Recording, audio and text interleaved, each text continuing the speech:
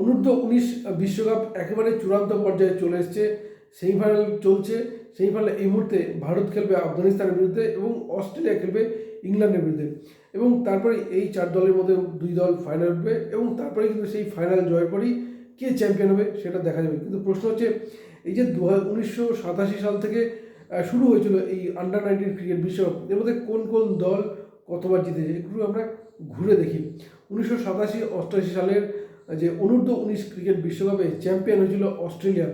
1997-98 সালে চ্যাম্পিয়ন হয় ইংল্যান্ড। 1999-2000 সালে চ্যাম্পিয়ন হয় ভারত। 2001 এবং 2002 সালে চ্যাম্পিয়ন হয়েছিল অস্ট্রেলিয়া।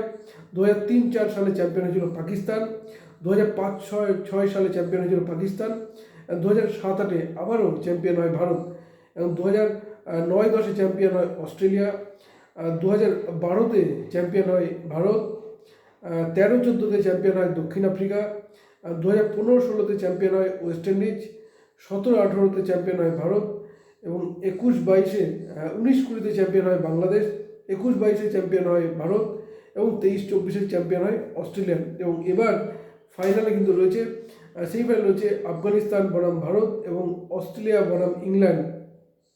এবং এই 4 দল অর্থাৎ আফগানিস্তানকে হারিয়ে ভারত সেই ফাইনালে উঠতে পারে কিনা, বা আফগানিস্তান উঠতে পারে না, অথচ ইংল্যান্ড অস্ট্রেলিয়ার মধ্যে কোন দল ফাইনাল ওঠে তারপরে কিন্তু নির্ভর করবে এই ফাইনাল। কিন্তু যেটা গুরুত্বপূর্ণ তা হচ্ছে অত্যন্ত ভারত এই বিশ্বকাপে আন্ডার-19 বিশ্বকাপে ভারত 5 বার চ্যাম্পিয়ন হয়েছে, অস্ট্রেলিয়াও 4 বার চ্যাম্পিয়ন হয়েছে, এবং ইংল্যান্ড তারাও কিন্তু 1 বার চ্যাম্পিয়ন হয়েছে।